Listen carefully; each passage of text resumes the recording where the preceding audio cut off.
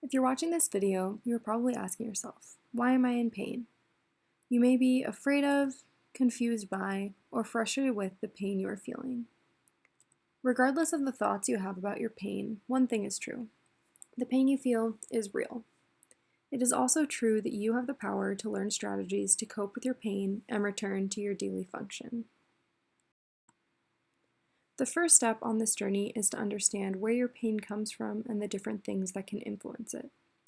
Before we discuss where pain comes from, though, we should define its function in daily life.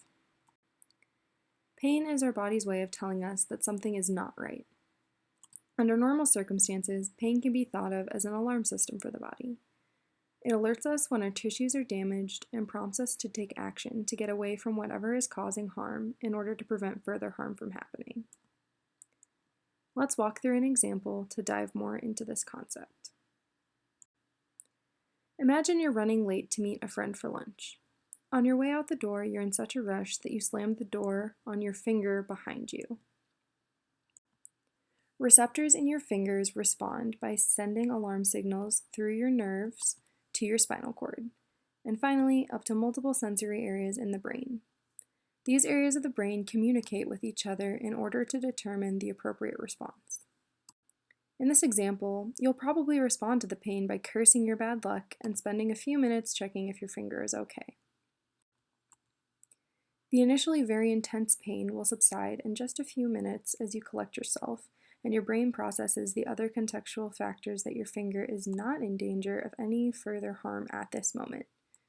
You may be a few minutes late to lunch, but you'll be able to carry on with your day. Now you might say to yourself, I totally understand pain in that scenario. I jammed my finger. But my pain isn't like that. I've had it for so long, and it's been so long since it began. That thought is totally valid. This is where another important feature of pain comes in. The context of the situation and other sensory clues matter. Let's alter the situation a bit to illustrate what I'm saying. Imagine that rather than running late to meet a friend for lunch, you're running late for a job interview for your dream job. Being late is not an option. You slam the door on your finger with the same amount of force. Those same pain signals work their way from your nerves to your spinal cord to widespread areas of your brain. But this time, the part of your brain that focuses on your upcoming job interview say, no, we cannot stop for anything right now. We have a place to be. So you carry on, and you may not even notice a soreness in your finger until later after you have completed the interview. This delayed soreness is still a protective response to prevent you from damaging your finger further, but it is not as intense initially because of the context of the situation. Pain has the same function, but different presentations in these examples. Same way the brain in the second job interview scenario said no to pain, it is likely that your brain right now has learned to say yes to pain over and over. The alarm bells keep ringing and ringing. The context of the situation did not alert your system that there is no more threat of damage.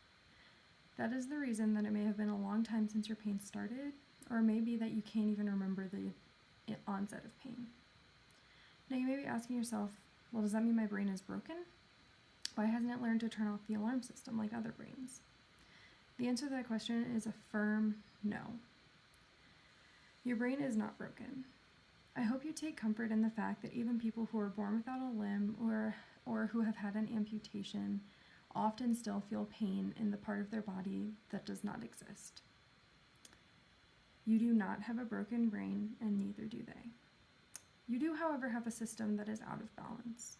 Your brain has learned to perceive that there is always a threat of damage, that it always needs to be in pain with that alarm system on. Together, we can find the reason that your brain has learned to always say yes to pain. We can identify strategies to help you gradually expose yourself to activities and retrain your brain to identify what is harmful and what is not. You have already taken the first step in this journey. You have embraced and understood your pain. Now, let's give you the tools you need to cope with, reduce, and learn to live with your pain in daily life.